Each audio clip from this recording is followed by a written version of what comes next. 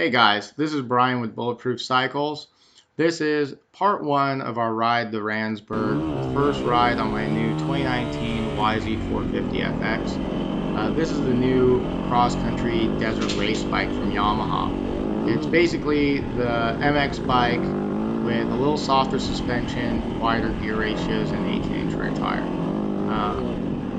I'm riding behind my buddy Spencer the Barber right now, who is riding my WR250R, which is a great dual sport bike.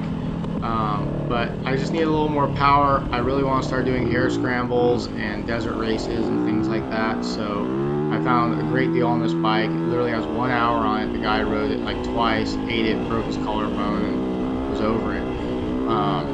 I read a lot of great things online. If you look at all the dirt ride reviews and everything, just rants and raves about how awesome this bike is. It's Swiss Army knife, jack of all trades. So it was really exactly kind of what I was looking for. It has tons of edge grip. This is like hard packed desert road. The reason we really like California City is there's a lot of different riding, from fire roads to dirt roads like this, the sand wash that's coming up, rocks, hill climbs. I mean, everything you could possibly want. Plus there's some really cool gold mines that we're going to be going into later in this video. This is a ride to Randsburg, which was an old gold mining town. Here's that awesome sand wash. It's an old gold mining town that's still active. There's a place you can get some bomb food, have a couple beers, and then ride back. It's about 25-mile one-way ride, depending on how crazy you go.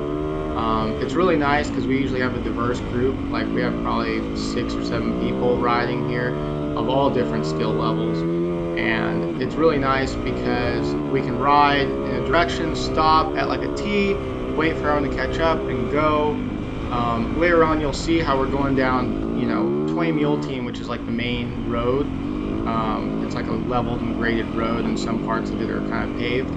But on the sides, you have like whoop sections and actual riding. So the less experienced riders can ride on the actual road at their own pace, and then we can kind of hop in and out of the whoops.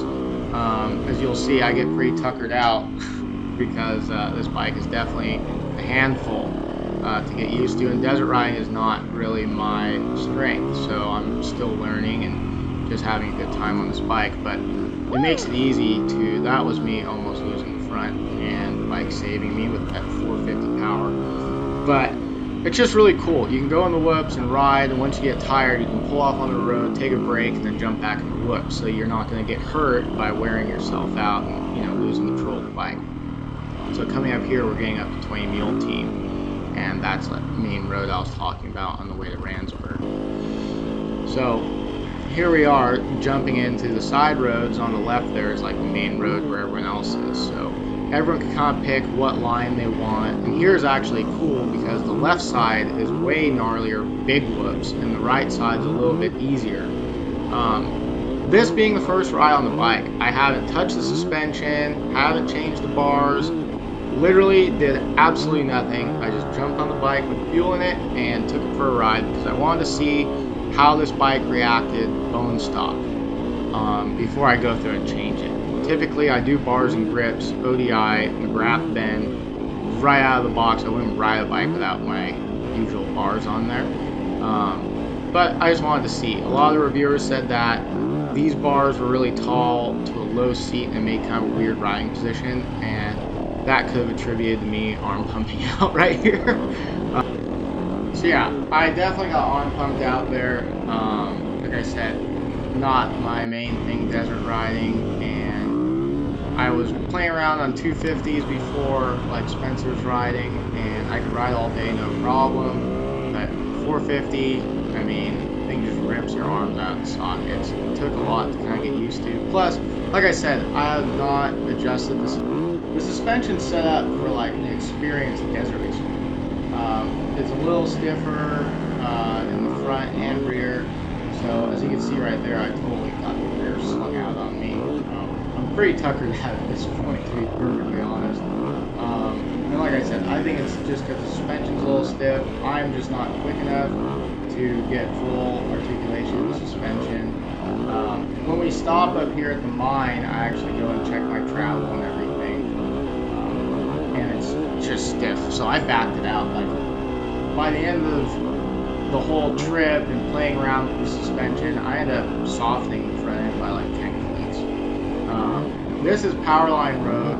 This takes you all the way into Randsburg. You get a lot. See, I'm just trying to hang on to this thing all over the place at this point. Arm pumped out.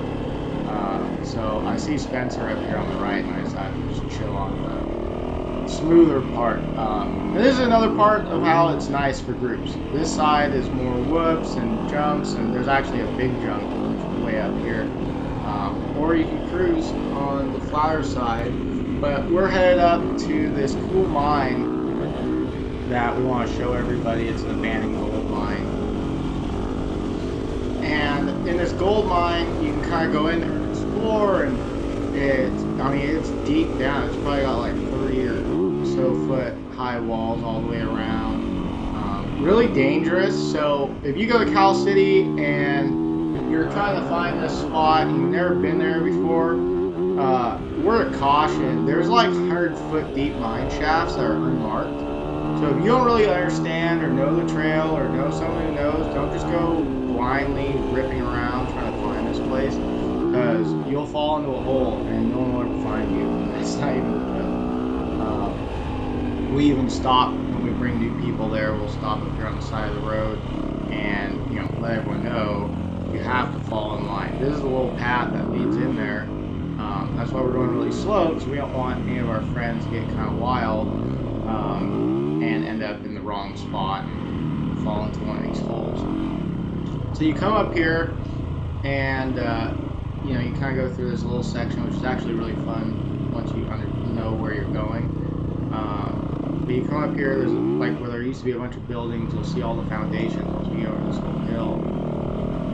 But off to the right, there's literally like this giant hole that if you don't know and you come up one of these little hills and you're going too fast, you'll drop right into it. So it's very important to know where you're at, and that's why we're going really slow and being cautious to make sure that everyone follows right behind us and doesn't get lost, because the new rider might panic, grab the brake, and just fall into the hole. So trying to be cautious. There's two different ways down. This is usually the way we come up. You go down this hole, and you can tell, like, right in front of us is a huge drop-off. But if you're flying, you're not going to see it. You're just going to fall in this hole, and there's rocks, and it's just bad news. So can't harp on enough. Be really careful if you're trying to find this place. You don't really know where it is, because it's just crazy how many random holes there are out here in Cal City. You can see a lot of people come down here and they shoot. Last time we were here, there was like 20 razors in here, and they kind of blocked it all off. They had tables and they're shooting. It's honestly the safest spot to shoot because you're inside this little quarry here.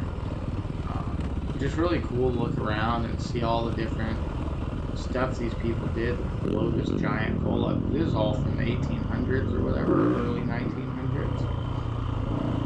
But as you pull in here, you can see the two little holes there. You can go in on the left side, and it goes in pretty deep. So after we leave, we go down Powerline Road, and this is kind of the road that goes into Randsburg. While we were down there in the quarry, I actually adjusted the front suspension, backed it out a couple clips of compression, just because it was just a little stiff for me. And you can see just in the bars, if you compare it to like what I was hitting before and how I'm hitting it now, the bars are moving a lot less. So definitely fatiguing me a lot less because it's just eating up a lot of stuff. I was only using like half the fork before, so just perfect for if you're a B or A level desert racer. I mean, you jump on this thing and be flying, but that's just not me yet. I wasn't really used to the bike. I've only been riding the bike now for about an hour, so still trying to figure it out. But I love this section going to Randsburg. This is one of my favorite sections to ride in. You get these nice cool little berms, little hits on the left and right. You can go really fast, but on the blind corners I like to slow down just because you don't really know if there's people coming and there's families and stuff. This is an off weekend. You just want to ride with caution here. This bike, if you haven't noticed from the video, is is so fun to drift and slide and like flat track around. Tons of edge grip on it. Thoroughly enjoying it. I'm going to be doing part 2, our ride back from Randsburg, and then a couple other rides that we did. I think we're going to do a 4-video series. So thanks for watching. Look forward to my total build on this bike, and I'll see you in the next video.